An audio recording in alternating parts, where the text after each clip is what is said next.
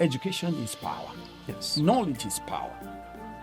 So apart from providing for them food and all that, I think the best gift that the government agencies like yours and ours is to emphasize education. I agree completely with you. If you read Paul Collier's Wars, Guns and Votes, Democracy in Dangerous Places, he identified literacy, that is education we're talking about, as one of the components that if you don't have it, democracy will start working against you. For instance, before you vote, you look at the candidates, their manifestos, their programs, their policies, their antecedents, and you only have one vote. And that your one vote is nullified by another vote of someone who had not gone to a school before, cannot understand what they are discussing on the television, and he's expected to have a franchise. And that franchise can be easily compromised with 500 naira, a bottle of codeine or whatever their favorite substance is, and then accusation of you being an infidel, and his vote totally has been compromised. If you give this person education, that vote becomes much more difficult to compromise because he can now engage his faculties. The same way people, when these Boko Haram are recruiting, they don't even have solid arguments. If you watch their recruitment videos, how they don't have solid arguments.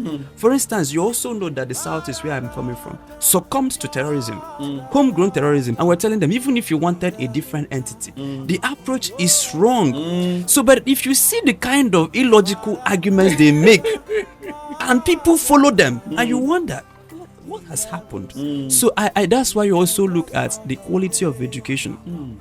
And that's why I'm so happy with what the Lord is about to do in Africa. We have seen it clearly. Because Africa's model of education will re-educate the world.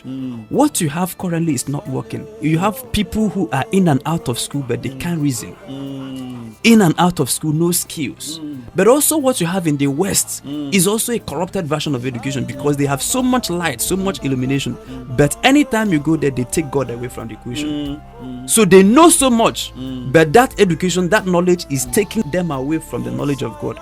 What you have in Africa is also something that looks like we don't know, but we know a little bit of God.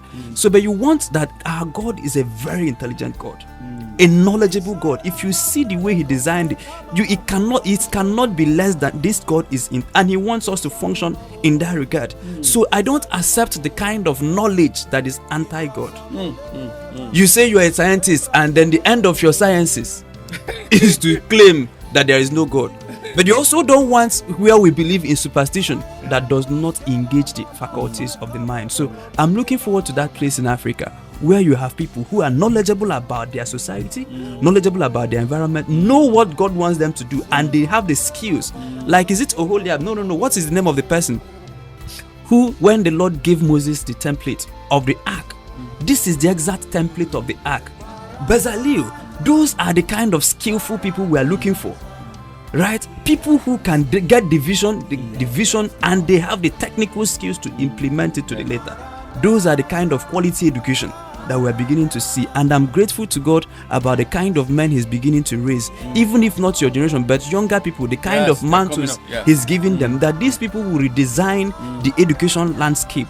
I thank God for the foundation that you are building for us. But when you have built this foundation, like every father is praying for the son to do much, that if you have covered this ground, like Joshua will cover his ground, but the ones after that, or Moses will cover his ground, but Joshua will drive the enemy further. That this next generation, like you are mentoring and producing, will be able to fight, will be able to stand with the enemies at the gate, will be able to confront. Because if you don't do this, the West is marketing their own civilization. I tell you. From the East, China, they are marketing their civilization. Saudi Arabia is marketing their civilization. Africa seems to be the only continent that doesn't have a definite ideological framework. And in this potpourri of influences, the one I fear the most is that of Babylon. Because you know what Babylon will do to this generation.